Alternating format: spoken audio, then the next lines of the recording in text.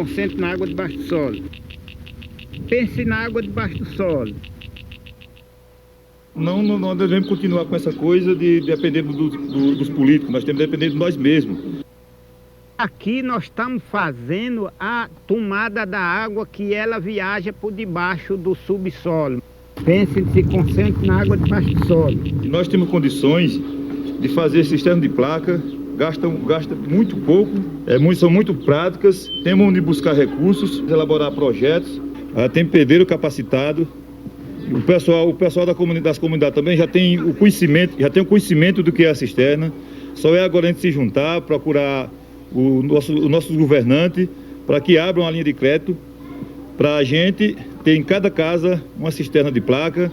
Quando chover, as primeiras chuvas, vocês sabem que vocês têm uma água aqui armazenada. Vocês sabem, ou alguém entende, para onde essas águas que descem estão indo? Muito bem, de lá do rio para onde ela vai? Para o mar. Então são águas perdidas que passam na casa de vocês, passam nas terras de vocês e nós não sabemos aproveitar. Nem tão pouco alguém que sabe disso não orienta vocês, porque talvez não queira que vocês vivam dependendo. Pense e se concentre na água debaixo do solo. A gente sabe que no nosso Nordeste chove em média 700 ou 800 milímetros por ano. Enquanto tem outros países aí que não chove média de 200, 300 milímetros e eles convivem. E porque nós temos um semiárido muito chuvoso e a gente deixa a água se desperdiçasse. A água pode passar por riba, nós queremos a água que passa, não é, por debaixo do subsolo. Quando ela vem enxugando lá, ela está correndo, está viajando para outro lugar. E essa barragem estando aqui, ela não tem onde passar. Vocês podem fazer uma cacimba aí dentro, porque a água está aí. Vocês podem voltar a plantar nessa área, porque a água está aí. Muitas vezes não é todo mundo que tem a sensibilidade ao que é que ela está fazendo, né? Mas ele está descendo, ele está mostrando que ali tem uma passagem d'água, não é uma passagem só, duas passagens. Depois eu vou orientar você como você pode ver que é duas passagens e a distância que tem de uma passagem para outra. As crianças estão aprendendo na escola, dentro do grupo. E a gente também, estamos aqui, todo mundo aprendendo aqui fora também a conviver com o semiárido. Quer dizer, é a escola dos dois lados. Isso é muito importante na nossa vida, porque se a gente não aprender a conviver com o semiárido, amanhã ou depois a gente vai ter que sofrer muito mais, porque não aprendeu a conviver com a nossa natureza. E é dessa natureza que nós conhecemos, que é desse modelo, e esse modelo vai continuar sendo assim, e isso não vai mudar. Pense e se concentre na água debaixo do solo.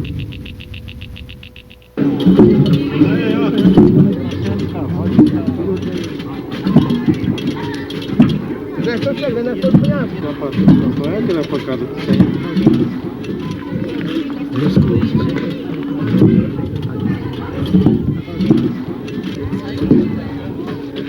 Água, água, água, água, água,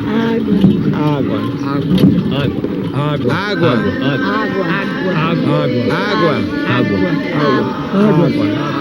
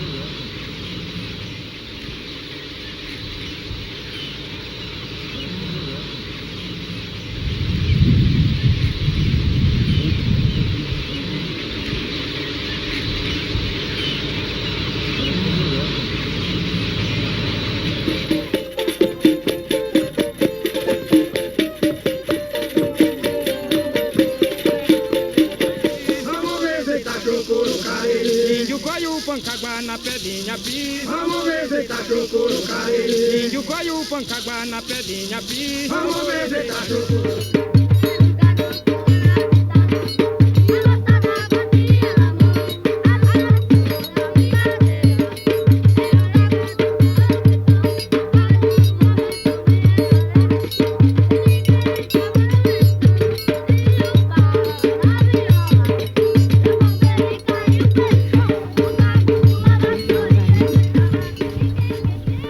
partir de hoje, nós teremos aqui nesse local onde já foi dito que tem uma barragem subterrânea, será uma sala de aula viva, em que vocês virão junto conosco, os professores, para que a gente veja o que é trabalhado aqui em termos de plantio de verdura e transformar isso daí em conteúdo de sala de aula.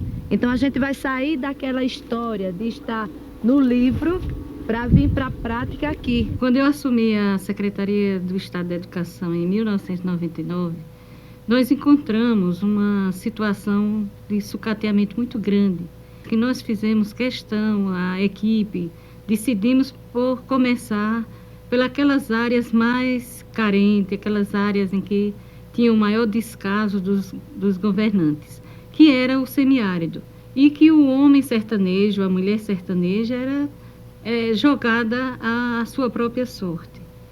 E nesse contexto muito complexo, que a gente descobria que havia uma cultura muito rica daquele povo, uma cultura e o aspecto humano muito grande, contrastando com a situação dramática que existia naquela realidade. E foi a partir daí que o circo, que a equipe começou a trabalhar, principalmente valorizando a importância da própria cultura daquele povo. A escola passou a ser um núcleo de mobilização da comunidade. Não era mais aquela escola que se preocupava apenas com o conhecimento sistemático dos livros, mas fazer com que aquela comunidade que fazia parte, os pais, os próprios professores, transformasse aquela escola num espaço que eles pudessem discutir os seus problemas e eles mesmos pudessem, com o auxílio, com a ajuda dos técnicos da secretaria, pudessem encontrar soluções para os seus problemas. Nós realmente trabalhamos com essa preocupação de que a comunidade, a escola, ela sinta que é o lugar da aprendizagem, mas é, sobretudo, o lugar da troca de experiência entre os saberes da própria comunidade e o saber que vem do professorado, que vem mesmo do processo de ensino-aprendizagem. Esse trabalho também impresso, que foram as cartilhas, foi um trabalho assim de grande importância, porque os próprios sujeitos que participaram, que construíram, eles se vê depois produzindo ele num livro, numa cartilha. Isso aumenta, isso é uma alegria muito grande para eles se sentindo escritores, porque eles estão escrevendo a sua própria história. Grande parte das ilustrações dessas publicações construídas pelos próprios professores, em sala de aula, nas capacitações.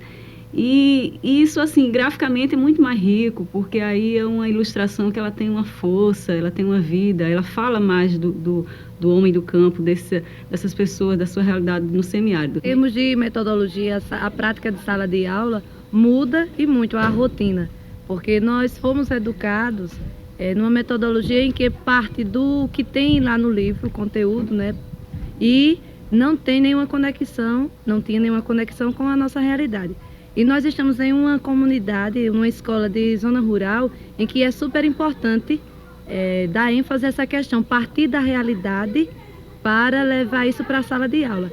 Então, trabalhar com a horta comunitária, ver a questão da construção da cisterna de placas, da barragem subterrânea, tudo isso daí ajuda na nossa maneira de trabalhar, porque a gente vai partir do concreto, do real, da realidade do aluno, para os conteúdos de sala de aula. Se faz a barragem subterrânea na escola, os alunos vão fazer todo esse acompanhamento de como que funciona uma barragem subterrânea e o que é que se pode plantar. E o bom disso, que quem vai plantar, quem vai indicar, é um agricultor, porque até o dia de hoje, isso não chegou nas universidades.